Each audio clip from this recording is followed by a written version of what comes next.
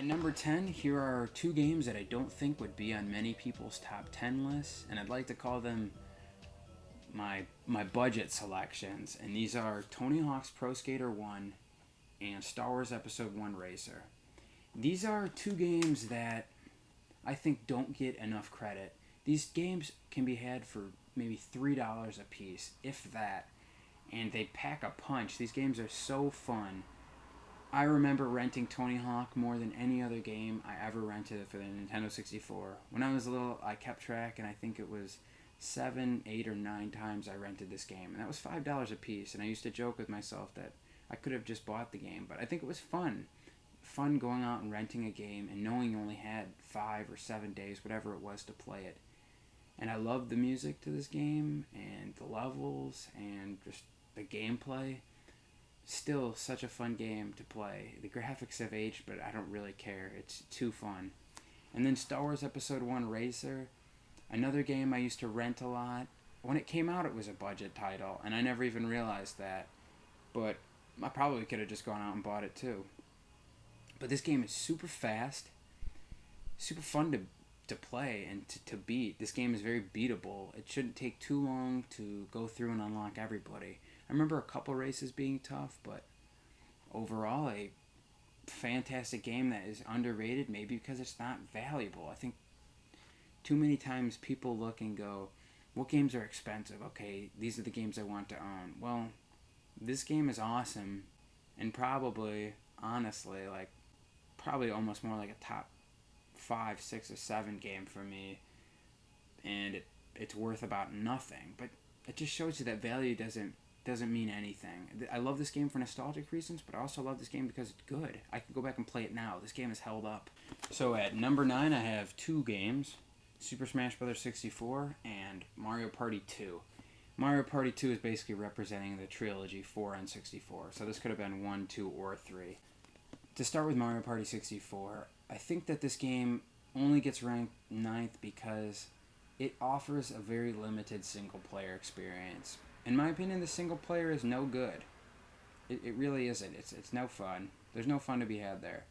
But, that being said, the multiplayer is one of the greatest things I've ever played. This game is a blast. My college friends and I played this all the time. We still do.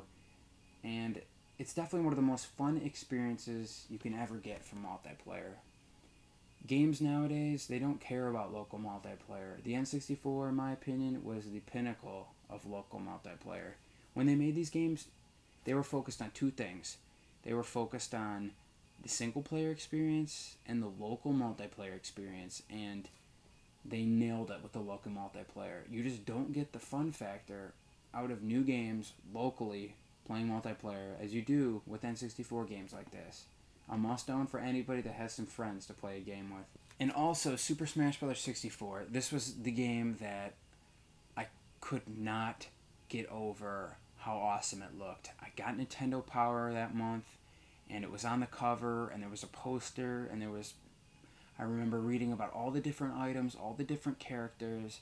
I was so excited. I seriously don't know if I've ever been so excited reading a magazine article in anticipation to get a game.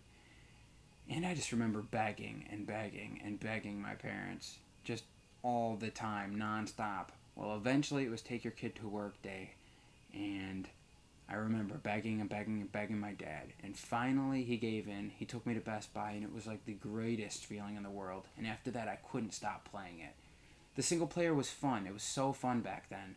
But looking back and playing it now, the single player is not that fun. And I think where the game really shines is the multiplayer. It's probably the multiplayer game, at least for the N64, that I'm the most skilled at. If I play somebody almost all the time, I will win. This is a game I put a lot of time into playing multiplayer, and it's super advanced, super technical. It's a great game to play. So if you're going to own this game, own it for the multiplayer now. The single player is not going to give you much of an experience, but the multiplayer is enough to blow you away. It's so advanced. It's so fun. You have to check this out. A must-own for the system. So at number 8, we have Harvest Moon 64. Now I have a really good backstory to this game as well. I was going into a game store. I was probably 9 years old, And my mom took me, and if I could get my mom to take me to a game store, which was a rarity, I knew if I could get her to take me that I would get a game. It was as simple as that. It was tough to get her to go, but she would get me a game. So I was browsing around, and I saw that the new Army Men Sarge's Heroes 2 came out, and I was begging her for that. And she told me no. She said that she didn't like all the violence, and I think it might have been around Columbine or something, but she ended up doing me the greatest favor in the world. Seriously, something I'll never forget. She grabbed a game that had farming on the front of it, and I thought it was the dumbest looking game I had ever seen. But annoyed and pissed off, I said, okay, I'll buy it. And that game ended up being Harvest Moon 64, and from the moment I bought it and put it in, it blew me away. It was such a fun game to play. Whether you're harvesting your crops, milking your cows, cutting the wool off of your sheep, it was just so fun. I would go out and I would get wood to build different parts of my house. I would get involved in events around town. I would go around the town and talk to everybody. It was such a fun game. It was one of those first RPG kind of experiences I ever had. And I'll just never forget playing this game and knowing that if it wasn't for my mom, I never ever would have had this great experience with this game. And little did her or I know that this would end up being one of the most valuable, most sought after games for the N64. So thank you, Mom, for that especially. Number 7, here's a game that I'm sure many of you are expecting just based on the background music in a lot of my videos, and that is Snowboard Kids. Atlas created a super fun, unrealistic snowboard game that is better than Mario Kart 64 by a mile. The single player is fun, the computers can be annoying, but it provides a lot of challenge and a lot of repetition playing it, getting good at it. And the multiplayer experience is so fun. If your friends get bored of playing Mario Kart 64, go over to Snowboard Kids. It definitely won't let you down. The music in this game is mind-blowing. Seriously, Big Snowman, the second track, the music is definitely top 5 greatest N64 songs of all time. It's so good. And this is a game I never owned as a kid. I just rented, but I was finally lucky enough to pick it up complete in box for like $20, $18 or something last year. And a game I'm really happy to have in great condition in my collection. So at number 6, Perfect Dark. Perfect Dark is the ultimate first-person shooter experience for the Nintendo 64.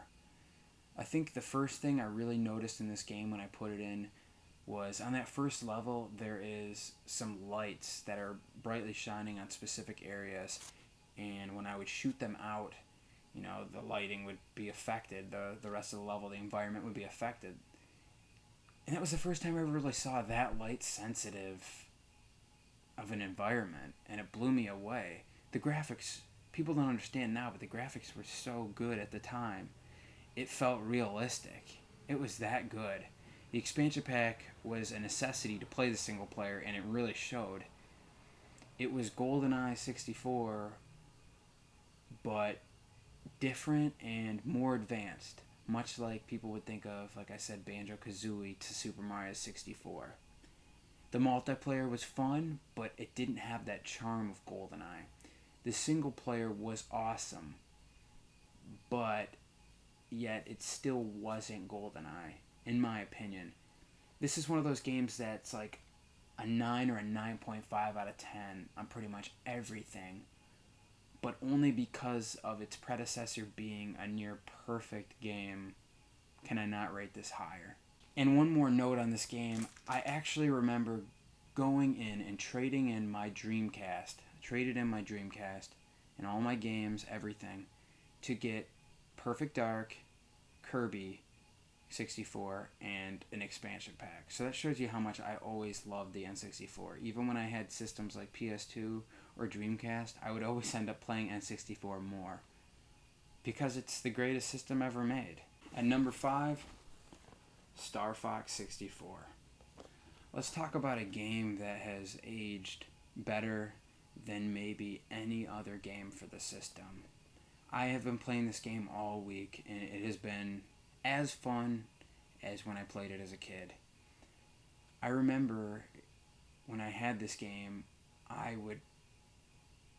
It's the type of game that you would, if you had 15 minutes of free time, you'd put it in and you'd play it just to get to the asteroid field. You had to start over every time, but that was okay because the game was so fun. It's it's a type of game that's a living example as to why people collect retro games. This is a game that it doesn't matter that the graphics aren't as good as the games now. It's still better than the games are now. It's a game that doesn't matter the hardware limitations and the MIDI music. This game's just flat out better than anything else I've ever played in a new generation current console.